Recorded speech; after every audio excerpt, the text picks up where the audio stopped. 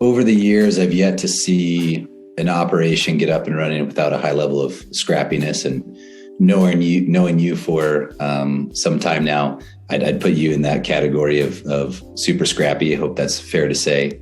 Do you think that's fair in that without the level of scrappiness that you had, the operation probably just wouldn't have gotten up and running? I agree.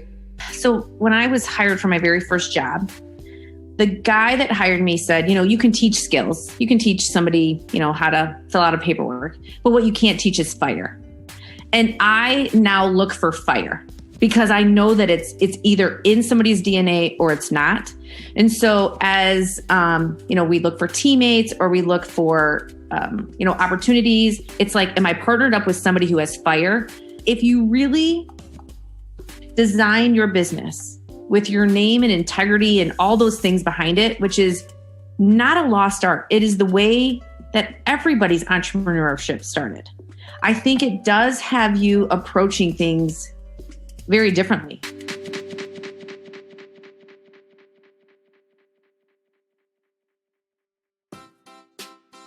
Hello and welcome everyone to the Glamping podcast powered by the American Glamping Association. I am your host, Ruben Martinez. On today's episode, we are joined by Irene Wood, the founder and creator of The Fields, a glamping operator in Michigan. We speak with Irene about her journey and how, like many or most operators, there wasn't a straight line from concept to execution, from idea to opening day. She shares her story that, like life, there are unexpected turns and delays and surprises that can, with scrappiness and hard work, end up looking more like opportunities, and the path Irene ended up taking once those opportunities presented themselves. Enjoy. Welcome, everybody, to the Glamping podcast. My name is Ruben Martinez. Today, we are joined by Irene Wood, the founder of The Fields, a glamping operator in Michigan. Irene, thanks for taking the time to connect with us today. Thank you for having me. Well, good to see you. I hope all's well. Thanks for taking the time to chat and tell your story. Wanted to start from, as all good stories start from the beginning, but where'd you grow up? So I am fortunate to have grown up in a little small town called South Haven, Michigan. It's a coastal tourist town about 2 hours outside of Chicago. Everybody kind of refers to their hand when they describe Michigan, but I'm kind of in the bottom left of your palm. And was, growing up, was camping or the outdoors part of your childhood or your life, or was that something that you really more discovered as an adult? Oh, no. I am actually a recovering camper, which is really the most hilarious story. So I grew up very dirt poor. And by dirt poor, I mean, I think I owned my first dress for sure for my communion. But I had 5 brothers. And we couldn't afford to travel to most places. So everything was a camping trip. And I remember this one very vividly, but my dad loads us all in the back of a truck. And these were back in the days where the trucks had the cabs. And he built bunk beds in there so we could all sleep. So there were 5 boys and me, if you can imagine the smell. I am certain it was used camping gear and all of the items that you would need for camping, like canned corn, instant coffee, baked beans, hot dogs. And we drove, and I promise you that my dad, with the best intentions, tried to get us into a state park. But inevitably, this is where you had to call and make reservations a year in advance and didn't. So I think he drove us to the most remote place and just found vacant land and pitched what describably is a tent, but most notably was not. And that was my childhood.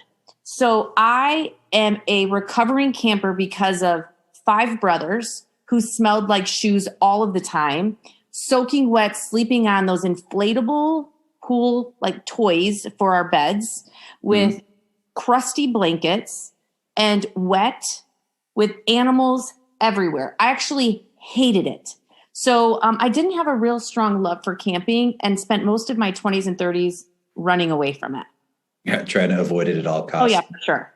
Yeah. And it's maybe not even a smell, more of a musk. Oh my gosh. It's clearly defined as camping. That's just the smell. What is that smell? That's camping. You could probably private label that. Yeah. Yeah. And maybe not exactly the theme and look that you want from a glamping operation, right? No, for sure. And so as you were in, take us through the middle school and high school, Irene, did you have an idea at that point in time of, what you wanted to do when you were older and what you wanted to be when you were all grown up? Yeah, I did. So I have a very close relationship with my dad, obviously being the only daughter. And, but growing up on a farm, a lot of what you do is build things, break things, fix things. And so I always wanted to have a career that my dad felt really proud of or that I was like connected to. So I always said, when I grow up, I'm going to be an engineer. Like, I'm going to do what my dad does. I'm going to fix things. And that'll make him really proud because we'll have things to talk about and he'll feel smart and I'll feel smart and it'll just keep us connected. So that's exactly what I did. I went to college and where'd you go? I went to Western Michigan. So about 45 minutes from South Haven. So Okay. still close enough I could drive home and have dinner with dad, but far enough away that dad didn't know what I was doing. Like that perfect distance. Mm-hmm. And so that was kind of my dream. My dream was always to do something that kept me connected with my dad. And so you went there and you studied engineering, and you do that all throughout university? I did. Okay. Yeah, so I did. I think that there's a little bit of like the life story, but I got pregnant my freshman year of college, which, do you know how painful that story was to tell my dad? I was mortified. He had got me an internship at his company, and I had to hide it the entire summer because I thought he will be so embarrassed. And so I think he just thought I was getting a little chubby, like, that freshman 15. And I remember at the end of the summer, after my internship was done, I had to come clean to my dad. Like, I'm pregnant. Mm-hmm. I'm really sorry. I tried to keep it from you. I'm sure it was incredibly embarrassing, but I promise you I'm going to finish this thing. So I made the decision in that moment that I was never going to disappoint my dad, and I was definitely going to graduate from college. So I did stay the path. If nothing else, I just felt like it was so shameful of me. I just wanted to overcome that. So, I imagine there were some challenges, right? Getting through kind of sophomore, junior, and senior year. Oh, yeah. Graduating on time. It was actually awesome. So my son, Ben, who now I will tell you, he's working on his PhD at Syracuse in physics. So Ben would go to class with me. We would sit in the back of the room, and he just had 3 more years of college. So Ben was my little classmate, and professors were really good about it. I was if it didn't make sense, I didn't do it, but that was part of my journey. So Ben and I did college together, and I think maybe it added to his smarts in some way. I can't imagine how he's doing what he's doing now if it wasn't for me, clearly. But I think that that's part of what made him who he is. Were there moments, during that time, your sophomore, junior, senior year, where you almost just packed up and didn't finish? I actually don't have that in my DNA. There's some people that do. I don't know what that would feel like. And that I know people who quit doing something, or they will start something and don't finish it. It's just not in my DNA. So when I made the commitment I was going to do it, I was definitely going to make sure that happened. So you have your son, you're getting through junior, senior year, you graduate, and then what? What happens next? So I do what I kind of set out to do. I became an engineer. So I started with an automotive company. I was an engineer of drive shafts and axles. I helped make sure that they were designed properly and they went into production properly. And that was my very first job out of college. Was that in South Haven or where were you? So south, about 45 minutes, a little town called Three Rivers. But I did stay in that area. So my whole life kind of revolved in this 60-mile radius of South Haven, Michigan. So I'm working on cars, which again was so much fun to be able to chat about that with Dad. We'd be digging underneath the car, working on something. So it was really fun. 5-7 years of a challenging career, working through different levels of the organization. And then it was 2005, and like all things in 2005, the world was starting to come to a crash, and automotive was striking all of the time. And I had kids, and I was at this time a single mom. And I thought there is no way that I can't have this environment anymore. I've got to find something different. So I transitioned over to a pharmaceutical company, and then became an engineer for pharmaceuticals. So that was kind of where I went from one shift to the next, but still staying in that kind of engineering technical field. And how long did you do that for? About 7 years. So I had about 14 years in the engineering, technical, problem-solving world. So let's kind of fast forward to, so you grow up, you get through high school, you're in college, you do the engineering, you transition into the pharmaceutical world. And before we get to the fields, was there anything kind of in between the pharmaceutical life and the fields, or did we jump kind of directly from pharmaceuticals into? No, I think between pharmaceuticals and the fields, there was like a 10-year span where I really, I had another career. I would do event planning. So I would plan events on a large scale for individuals or organizations. And that's, to me, probably between the technical skills and the event planning skills, the marrying of the two, which put me in a really nice place when it came time to execute the fields. I think it's fascinating because maybe one day, I joke about this, but maybe one day there's going to be the, glamping high school, then you go to glamping university and you get your glamping internship, and then you get your loan from the glamping bank, and then, all this stuff, right? But that hasn't happened, and maybe one day it will. And to this day, most people, 99% of the people that we know, that we speak to, were not in hospitality before they got into glamping. Definitely were not into glamping, working in glamping prior to starting their own glamping operation. And 90% of them were not in hospitality, prior to glamping. Why? I mean, from your journey, and we'll get into the story of fields, but would you have thought when you were, graduating from university or even in the pharmaceuticals that you would have, been in the glamping space? Is that something that you're looking back, if somebody was going to tell yourself that at that point in time, that would have been super surprising? It would have been incredibly surprising. And not only from the hospitality spot, but I hated the outdoors. I think that's just, if I were to show you pictures of me camping as a child, I look miserable in every single picture. And so I think that's where it is just the irony of it.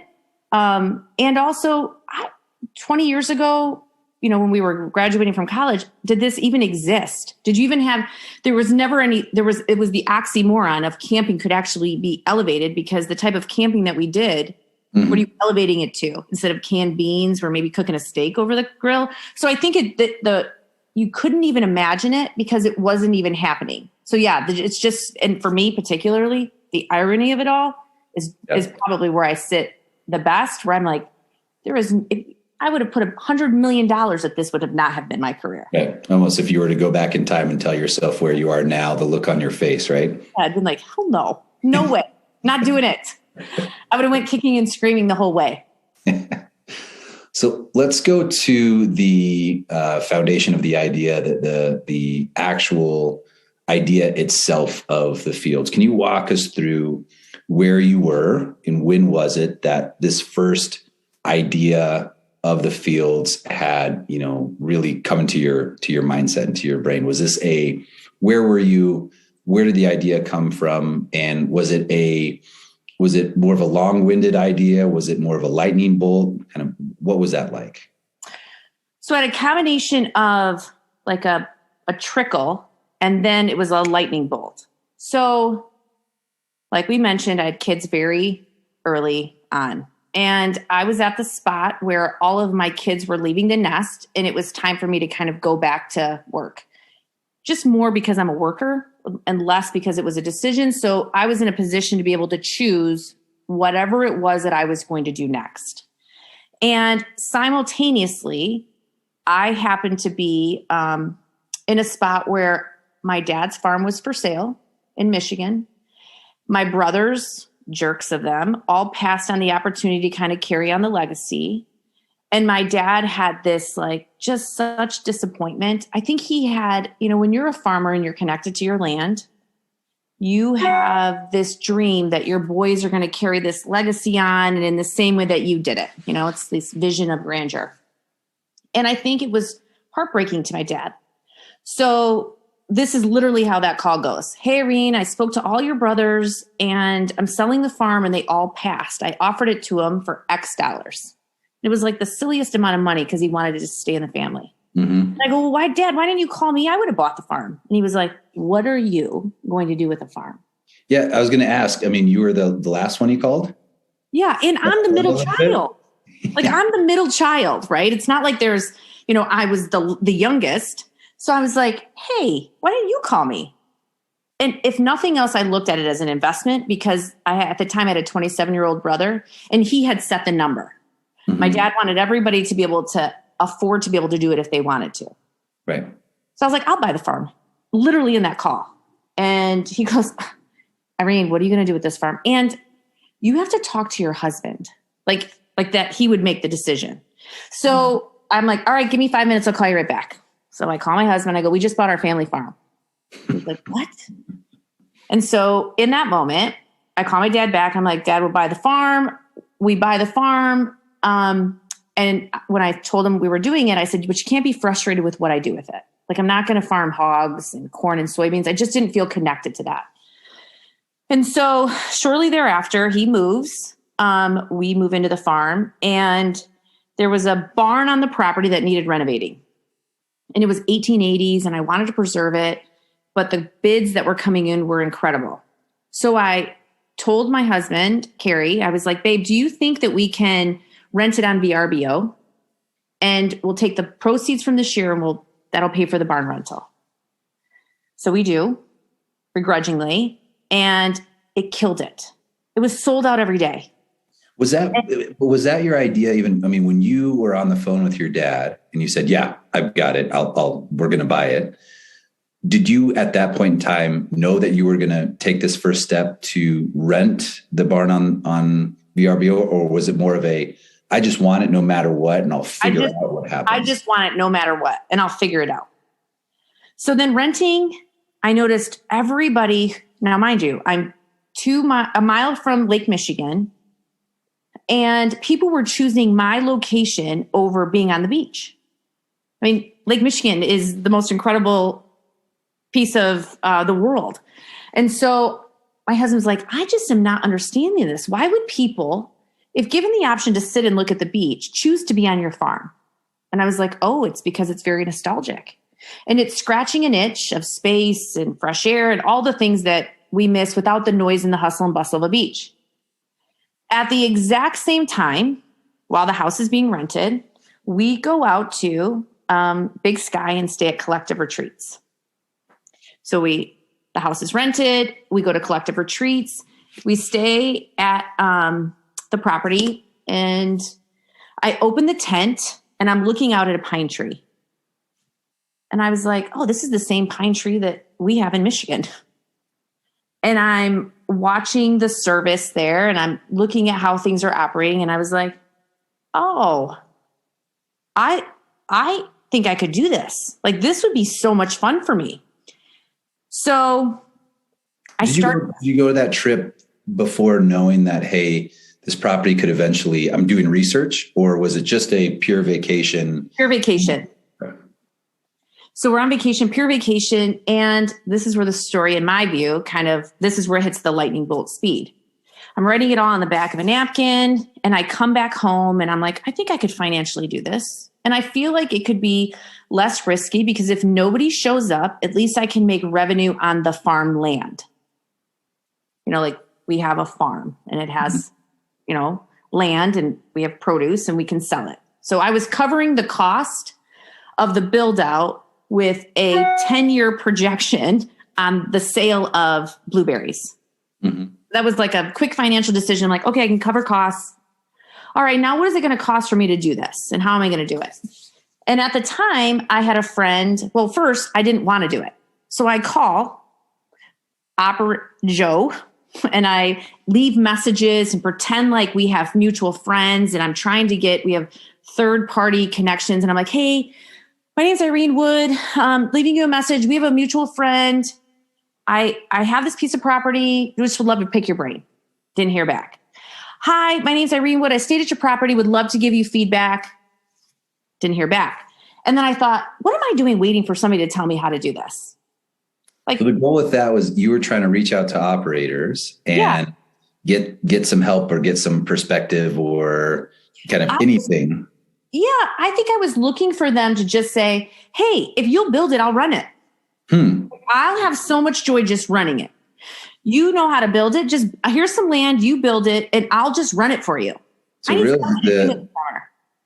so really one of the first ideas or tangible ideas that you had was actually to have somebody else run the property. Somebody else build out the property, I would run it. Okay.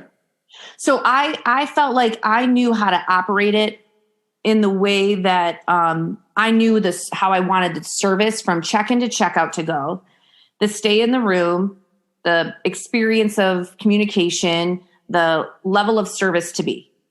Right. What I didn't know how to do was build infrastructure, market, brand. I didn't know how to do those pieces. Okay. And I thought, well, shoot, if somebody here knows how to do it, probably their struggles would be finding somebody to operate it. Well, I'm happy to do that. Gotcha. And pay me a salary, but it's yours. And then while this is all taking place, like everything, you're running a lot of things parallel. A friend of mine used to be the marketing director for Four Seasons. And so I said, hey, do you mind if I pick your brain on the tented camps? Because he opened the tented camps in Thailand. So we're sitting over a beer. He's now left Four Seasons and he started his own business. And we're sitting over a beer. And he said, Irene, here's my Four Seasons motto was, you have to be first. You cannot be the second to any location. You just can't. He said, so if this is something you want to do, you have to move at lightning speed. And I was like, what? So that panic set in. I was like, shit, I don't have time to wait for somebody to call me back to answer questions. I'm just going to have to dig in.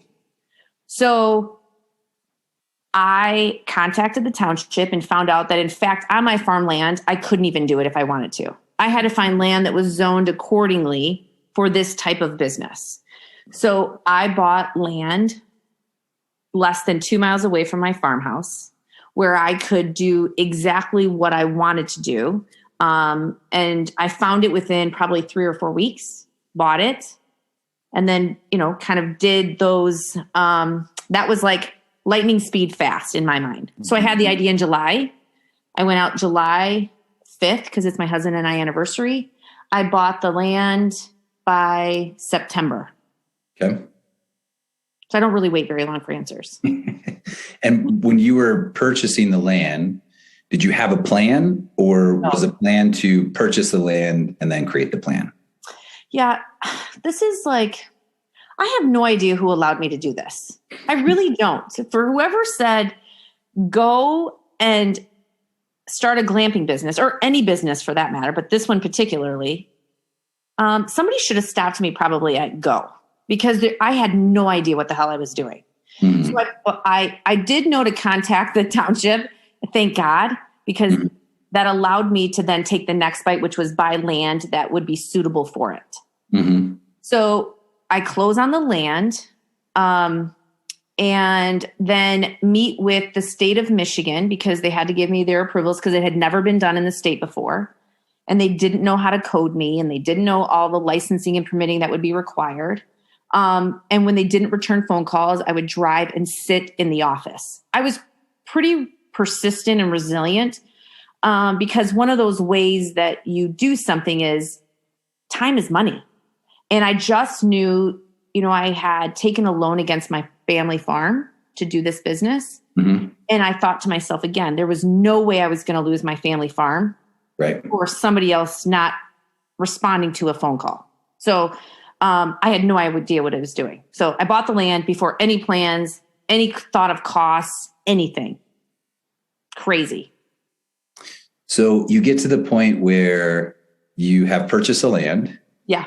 what was then the first step at that point in time? I mean, who were you talking to about the actual idea of glamping? Was it something that was siloed between maybe just you and Carrie? Were you talking to other people about glamping and how to get things up and running? Like, what was that looking like? How was the plan formation, execution going? So it was really, my husband has done a really nice job of letting me kind of tackle it. What we did do is say, at the very beginning, we defined what we really wanted, our version of glamping. So I think there's a lot of people who define what their version of glamping was. And for us, after our experience in Big Sky, we said we absolutely have to have a bathroom in a tent, and it absolutely has to be heated. The day that we had gone out, it was snowing. And so we had to leave our warm tent to go to the bathroom in a tent that wasn't heated. And I remember him thinking, if Irene, if you're going to do it, I don't want anybody to ever be cold going to the bathroom. So we kind of set out with these like little silly things that we wrote down on, again, a napkin. And I still have them actually to this day, just as a memory of how far we've come. And then I took those like little notes and I went to the local township and I sat with their planner and I said, I would like to do this, and the building inspector. This is my vision.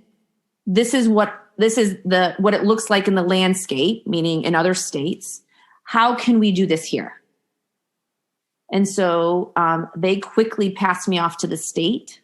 Mm-hmm. And so then I had those exact same conversations with those silly notes on paper and went to the state and said, I'd like to do this. How do I do this?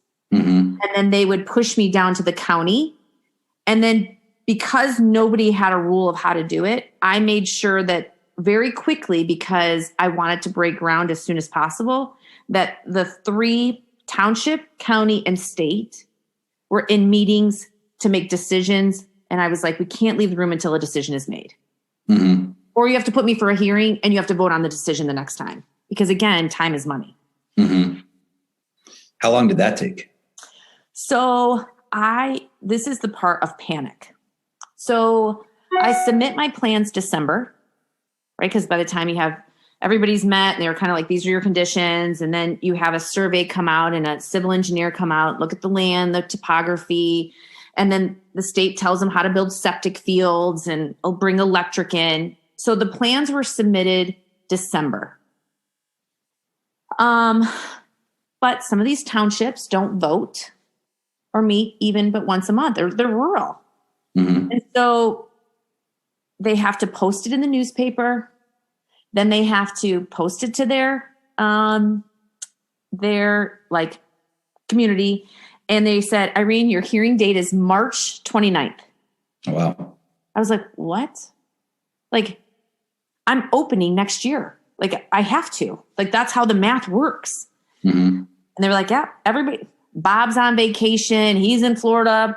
Jay, he has his cows. He's doing, it's like very, so rural. It was very country, this township. And so I just said, okay, I'm going to move along as if I'm going to get this approval and I'm going to just plan for it. I'm going to order tents. I'm just going to take some limited risk. I'm going to start branding. I'm going to do a little marketing. I'm going to find a booking platform. So in those 4 months of silence, I did where I had to just wait.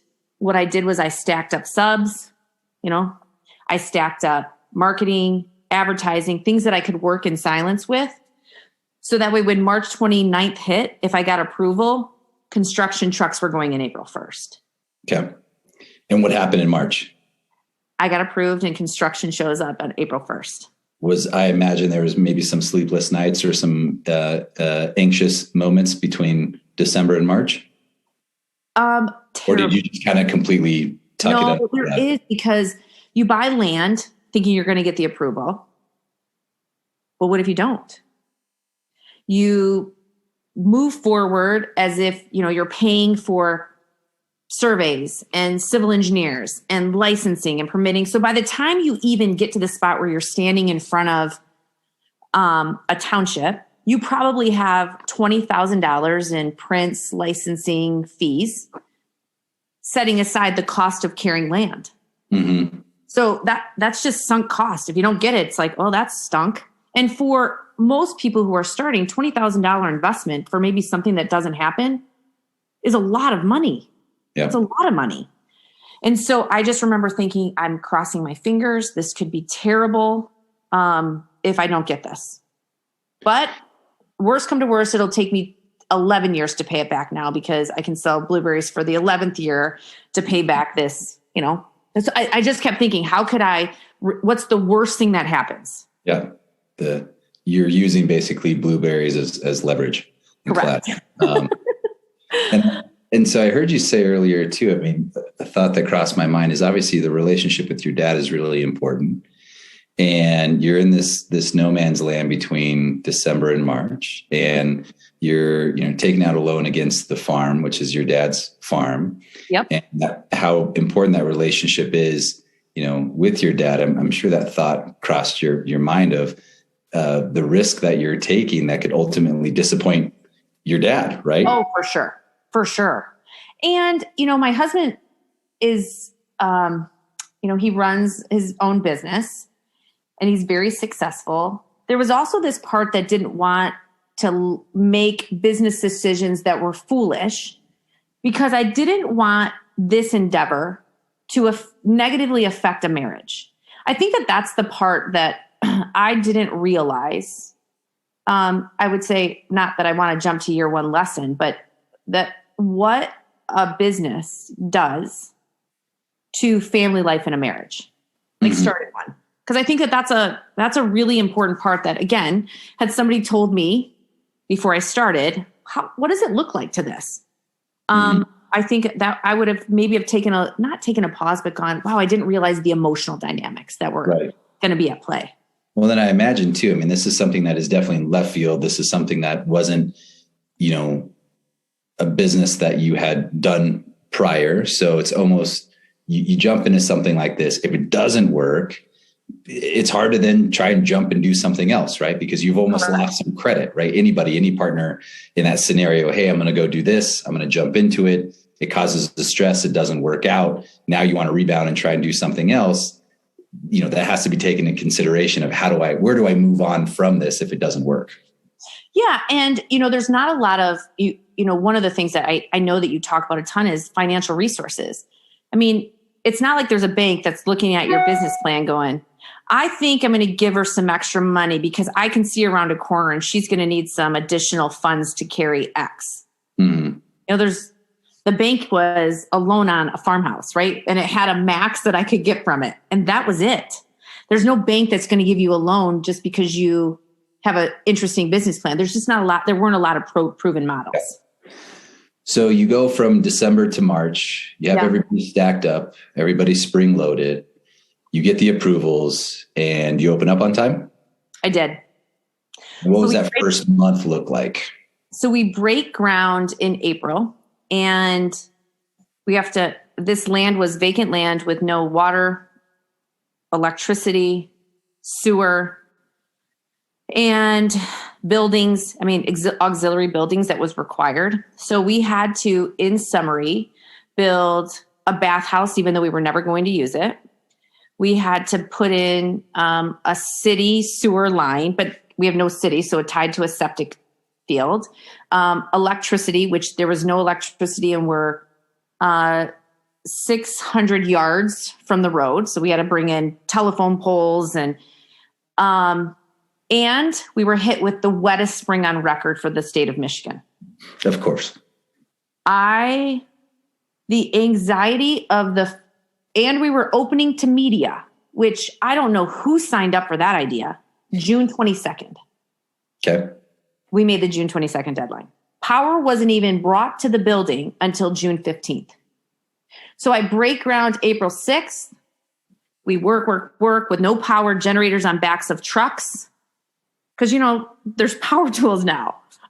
We literally had trucks in mud with tractor equipment, pulling them in and out to get them in and out. We had, I just am like, I cannot believe we did this. Just in hindsight, just kind of recapping it with you. I'm like, I how in the hell did we do this? We couldn't even pour cement to the main building until electrical was brought in because it had to then be inspected. So electrical comes in June 15th. June 16th, it gets inspected. June 17th, the cement gets poured. It is literally curing while media is showing up on June 22nd.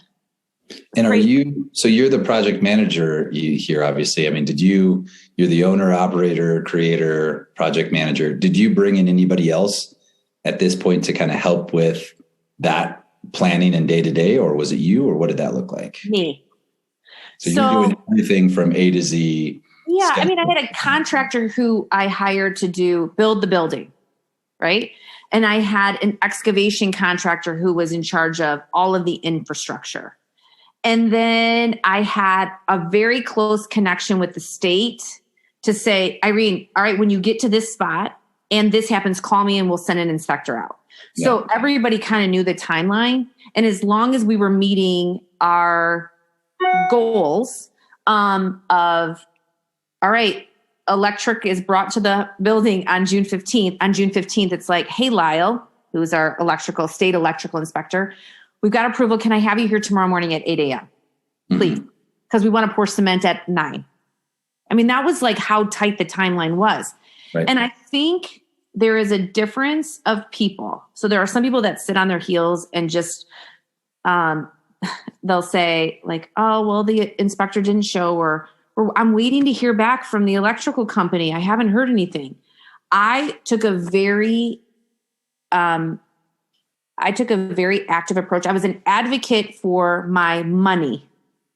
You know, I was like, I have to do it because if I don't, every day that I don't open is, you know, and you can do the math. At the time we were $329 a night times 10 tenths. It was $3,300 a night.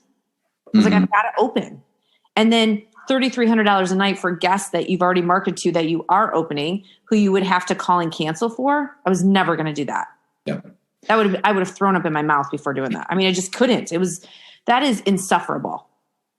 So you get everything opened up on time, just in the nick of time in June. And how was the first season? So the first season was exhaustive. So I had no idea the things to think about, right? How are you watching the grounds overnight? What happens if the power goes out? What happens if there's a severe thunderstorm? What happens when a guest hears an animal? Like all the things that you couldn't imagine that just naturally happen, because most of the time the guests that are coming to stay with you are not experienced, quote, glampers, right? They're campers who are expecting a hotel experience, but haven't thought through oh my gosh, there's a thunderstorm tonight. What am I supposed to be doing? Nor did I think to train my guests on how to respond to those things. So for the first season, which was like 100 days because we lost a little bit of May and half of June, I slept on site. And I literally slept on a cot. So if a room wasn't used, I would sleep in the room. If a room was used, I would sleep in the main building, like sitting up practically for every call, every noise, every moment.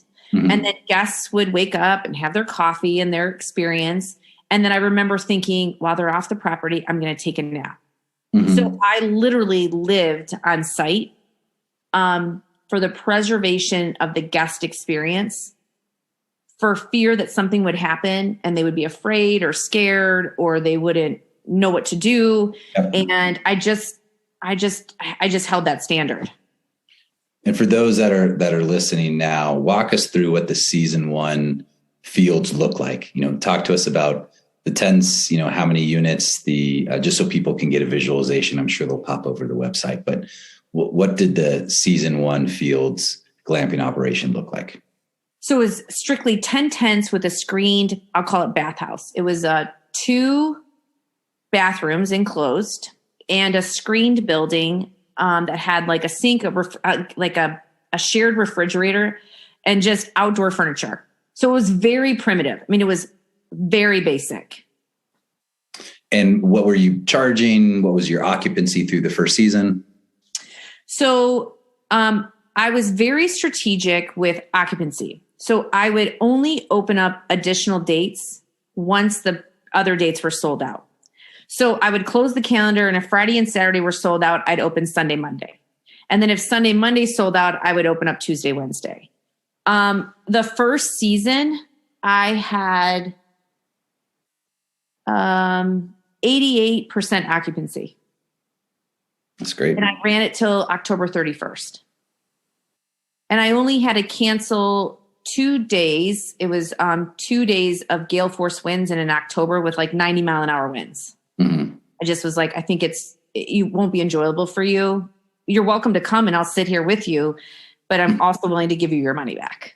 Right. So, I mean, but yeah, but it was very basic. Yeah. And looking at years ago, when even call it 5 or 6 years ago, for new operators to pop up, they really didn't have to do much to differentiate themselves. Really, there was a theme and a cadence of being able to plop down units and let it run because there wasn't really a need to differentiate. Now, I'd argue that's completely changed. There's, larger developments. There's even more, users obviously in the space who are looking for, who've gone glamping before, and now are looking for, something that's different, something's unique. They don't want to, they're gravitating towards glamping because it is different. It is unique, right? So when you were in that year one and developing, what was top of mind for how you could differentiate yourself? And even now, fast forward to today, what are the things that you were doing then and now that have, that are looking through that lens of just being, different or in line with the vision that you had? Yeah. So this is so, it's very easy. It's very hard because I think a lot of people want a simple formula to do. Like, how do you do X?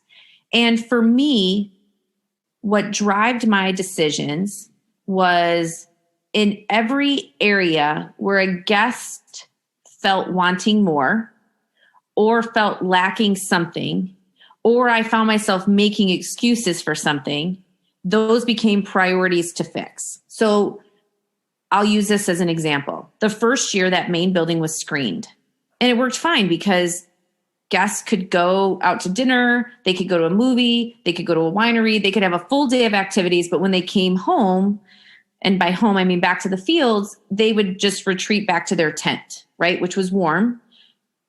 But then COVID hit. And guests couldn't go anywhere. They couldn't go out to dinner.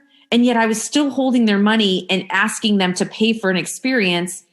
And they were glad to pay for it, but then they couldn't do literally anything off property. And how did I justify taking people's money and not making sure they were comfortable or had something to do?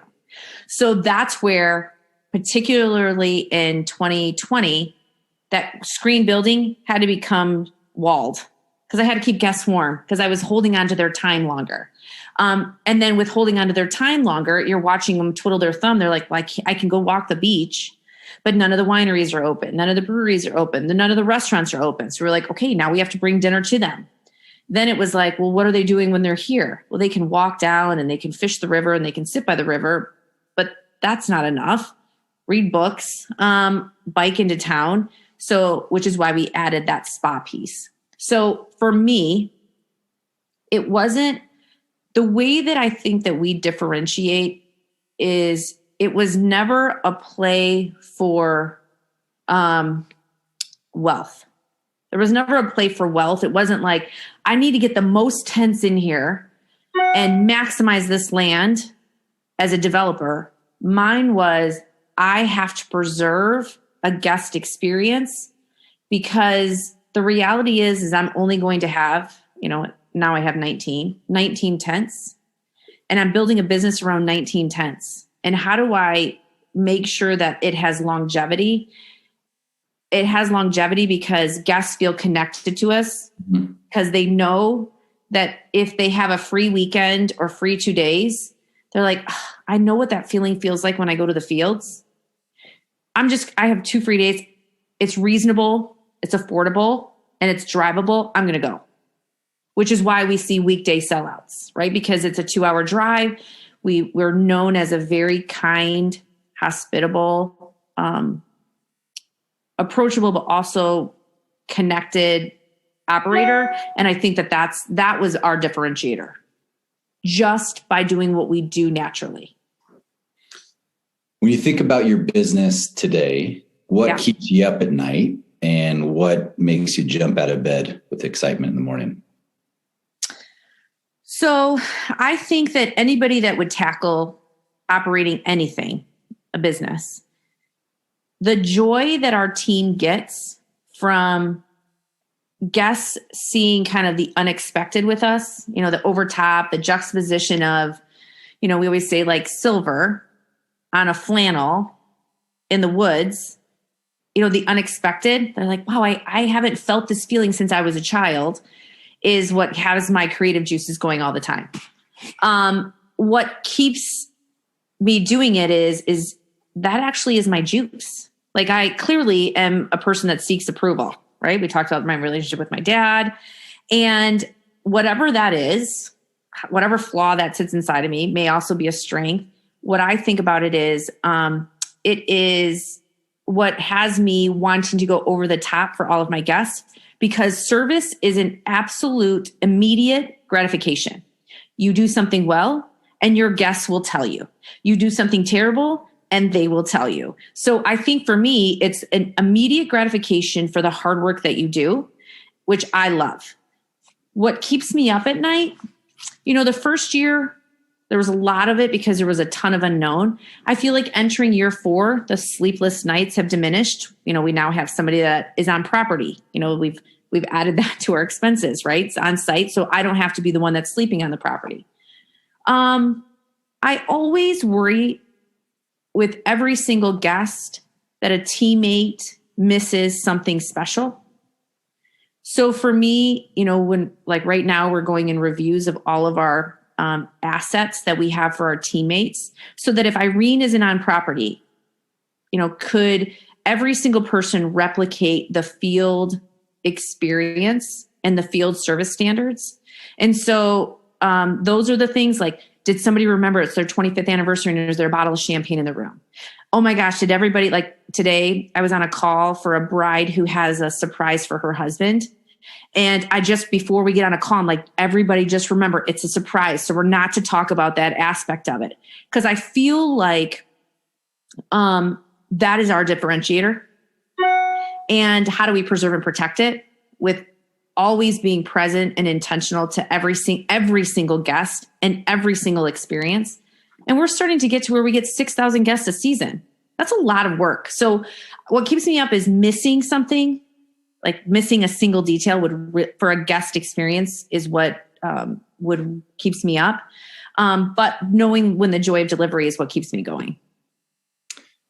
Over the years, I've yet to see an operation get up and running without a high level of scrappiness. And knowing you for some time now, I'd put you in that category of super scrappy. I hope that's fair to say. Do you think that's fair, in that without the level of scrappiness that you had, the operation probably just wouldn't have gotten up and running? I agree. There isn't, they talk about, so when I was hired for my very first job, the guy that hired me said, you can teach skills. You can teach somebody, how to fill out a paperwork, but what you can't teach is fire. And I now look for fire, because I know that it's either in somebody's DNA or it's not. And so as, we look for teammates or we look for, opportunities, it's like, am I partnered up with somebody who has fire?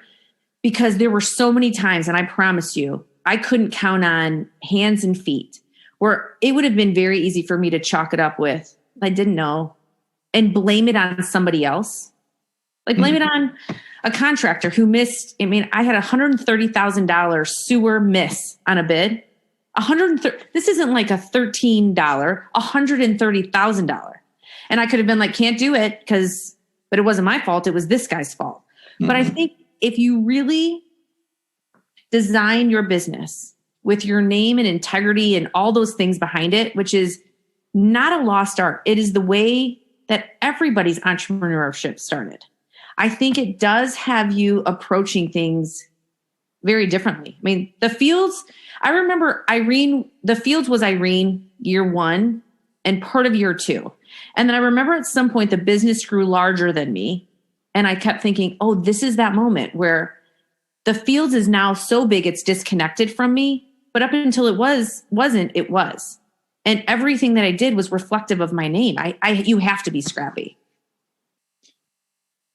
I don't believe in destiny. I believe in that life is more of these forks in the road that we make a decision and then it takes you down this road. And then there's a decision, you go left to right, and then you go down this road and you make a decision left and right. And each one, there's key integral points where you could have gone left and your life would have been a little bit different, but you went right and now here's where your life is. And then same thing, right? And maybe you circle back around. But I think, from my opinion, fundamentally, it's this checkpoint of forks in the road where we make a decision. Those checkpoints are very, very specific, right? And as I'm hearing your story, I feel like one of those checkpoints would have been, your level of scrappiness and who you are as a person. I think you would have started a successful business in any other, industry. Is it fair to say, or have you thought about the idea that maybe that if you guys would have chosen a different vacation instead of the collective retreats vacation, if you hadn't gone on that, maybe gone somewhere else, this wouldn't have set you on this path? 100%. 100%. It was like, because I had never seen it before. And then I watched it, like as an operator, I watched it, we were there for 4 days. It thunderstormed and snowed. So we had a lot of time to like sit and look at pine trees, right? And their mosquitoes were terrible for whatever reason. It was like, the season had just broken out. And I remember sitting there and you're just kind of stewing and I'm watching the service and I was like, oh, very naively, I could do this. This doesn't seem that complicated. And it was so naive and so parochial of me. And now, looking back in hindsight, it's almost like that young girl who had a dream. It was like, oh, if she only knew what she knew. And the reason these people didn't call back was because they were busier than hell. You're so busy doing this work. And if I had a nickel for every time somebody wanted to call and ask a question, but I really think had I not gone to collective retreats, I would have not have started the fields wholeheartedly. Isn't that a crazy thought? Yeah. It's like these little decisions where it sets you on this path where we wouldn't be talking today if you guys would have just chosen maybe a different vacation. And just a crazy thought, that is maybe if people would have called you back to, they would have maybe set you on a different pathway, but because they didn't, they kind of lit that fire where you said, I'm going to just do this myself. And then now you are where you are. I think that's kind of a crazy thought. Totally. Yeah. Cause I remember thinking, why aren't they calling me back? I mean, I'm using all the tools. Well, now I know why they're not calling back. They're busy doing all the things that, when I talk about the amount of hours that it takes to read through paperwork because you don't know, unless you want to hire it. If you're independently wealthy and you want to hire all that out, you can. But, I'm not. And so for me, it was like, I've got to read through all this paperwork because nobody else is going to read it for me and nobody else knows how to do this. So I think for me, I have a different level of appreciation for all those that trailblazers who paved the path for us to be in the spots that we are today.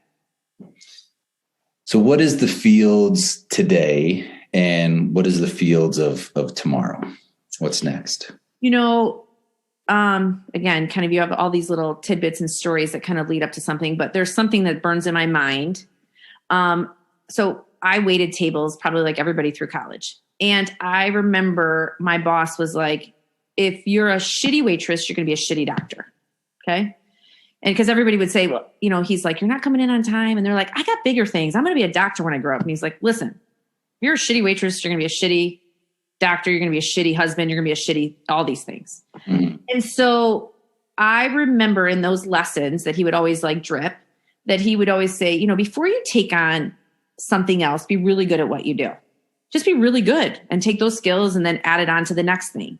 And stop thinking about what's in the future. Just be really good at what you do. So as it relates to the fields, I felt like initially in year 1, I was like, let me sell this sucker. I'm going to sell this. Who would buy this? Like I had no idea how hard this was going to be. And then I found that wasn't that easy. Because, who wants to buy a business that just gets started? Right. And so then year 2 happened. I was like, oh, this got a little easier and I'm learning a little bit more. And I'm building a team. And then in year 3, I'm like, oh, we're getting to where this feels really smooth. So one of our values at the Fields is effortless. So if it doesn't feel effortless, we don't do it. And if we can't execute it to effortlessness, then we're doing something wrong. I felt like, and entering in year 4, I feel like what we're doing at the Fields is effortless, which allows me the opportunity to think about how this year progresses and what happens with the Fields next. It's called the Fields, and right now it's the Fields of Michigan because it's our first location. It's like our McDonald's headquarters where we try a lot of things and see how things fit. But had I known how to do it, well, what I know now is I know how to do it differently for the best interest of guests. I envision a world where there are more than one field, and those fields are they take the field values of nostalgia and luxury and joy and effortlessness, and they're applied to each location in its own unique way, with a high level of service standards. So I can imagine our team is really strongly exploring, it would be fun to be the Fields of Indiana and the Fields of Wisconsin and apply those same things to those areas that we love and know and do so well here. Well, we look forward to seeing fields in every state and every country. Yeah. Yes, we do. That'll be fun, right? A lot of fun and a lot more probably sleepless nights. And again, this is those moments where probably I should call some operators who have done it and went, how did it feel going from 1 to 6 locations? And they're like, stop now. What are you doing? But they won't take my call because they're busy. And, as scrappy as we are, I'll just blindly do it. And then in 4 years, we'll have another conversation and we'll talk about that journey because I'm sure it has just as many colorful stories. Well, Irene, as always, it's great to speak with you. Thanks for taking the time and telling your story. And we're excited to see what's next in the chapter, in the next volume of the Fields. But thanks for taking the time to speak with us, and congrats on all the success so far. Thank you so much. Have a great weekend. Again, and as always, thanks for joining us today.